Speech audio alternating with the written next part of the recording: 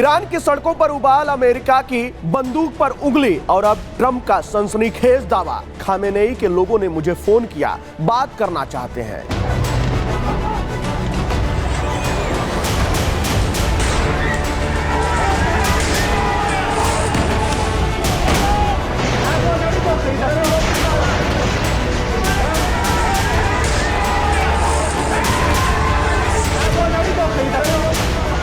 मध्य पूर्व में हालात तेजी से टकराव की ओर बढ़ते दिख रहे हैं। ईरान इन दिनों अपने सबसे गंभीर आंतरिक संकटों में से एक से गुजर रहा है। देश के कई बड़े शहरों में सरकार विरोधी प्रदर्शन लगातार फैलते जा रहे हैं। महंगाई, बेरोजगारी, सख्त शासन और व्यक्तिगत आजादी पर लगी पाबंदियों के खिलाफ हजारों लोग सड़कों पर उतर आए हैं। प्रदर्शन कई जगह हिंसक हो चुके हैं और अलग अलग घटनाओं में मौतों की भी पुष्टि हुई है। इन्हीं हालात ने अमेरिका और ईरान के बीच पहले से मौजूद तनाव को और तेज कर दिया है। वहीं अमेरिका की ओर से चेतावनी दी गई थी कि अगर ईरान में प्रदर्शनकारियों पर गोली चलती है या दमन और बढ़ता है तो वह चुप नहीं बैठेगा। वहीं वाशिंगटन के इस रुख के जवाब में तेहरान ने भी आक्रामक तेवर दिखाए।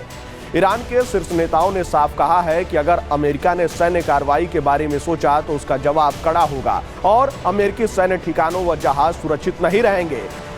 इसी बीच अमेरिकी राष्ट्रपति डोनाल्ड ट्रंप ने एक बड़ा दावा करके अंतर्राष्ट्रीय राजनीति में हलचल मचा दी है। प्रेसिडेंशियल विमान एयरफोर्स वन में पत्रकारों से बातचीत के दौरान ट्रंप ने कहा कि ईरान के सर्वोच्च नेता खामेनेई के करीबी लोगों ने उनसे संपर्क किया है। ट्रंप के मुताबिक ईरानी नेतृत्व बातचीत के जरिए रास्ता निकालना चाहता है और इस सिलसिले में एक बैठक की तैयारी चल रही है। हालांकि ट्रंप ने यह भी दो टूक कहा कि बातचीत का मतलब नरमी नहीं है। उन्होंने साफ किया कि अमेरिका सभी विकल्पों पर विचार कर रहा है और जरूरत पड़ने पर कोई भी सख्त कदम उठाया जा सकता है। ट्रंप ने ईरानी सरकार पर आरोप लगाया कि वह हिंसा के सहारे सत्ता में बनी हुई है और मौजूदा हालात बेहद गंभीर हैं। उनके अनुसार प्रदर्शनों के दौरान जो मौतें हुई हैं उनमें भगदड़ और गोलीबारी दोनों कारण सामने आए हैं। ट्रंप के इस दावे पर ईरान की तरफ से अब तक कोई आधिकारिक प्रतिक्रिया या पुष्टि नहीं आई है। यही वजह है कि जानकार इस बयान को लेकर सतर्क नजर आ रहे हैं। कुछ विशेषज्ञ इसे दबाव की राजनीति बता रहे हैं तो कुछ का मानना है कि पर्दे के पीछे बातचीत की कोशिशें शुरू हो चुकी हैं।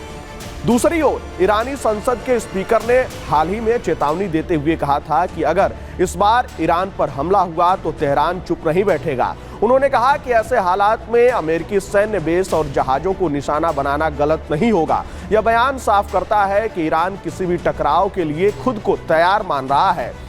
फिलहाल ईरान के भीतर जनता का गुस्सा, अमेरिका की सैन्य धमकी और ट्रंप का फोन कॉल वाला दावा, इन तीनों ने मिलाकर हालात को बेहद नाजुक बना दिए हैं। वहीं दुनिया की निगाहें अब इस बात पर टिकी है कि क्या यह तनाव किसी समझौते की ओर मुड़ता है या फिर मध्य पूर्व एक बार फिर किसी बड़े संघर्ष की ओर बढ़ रहा है।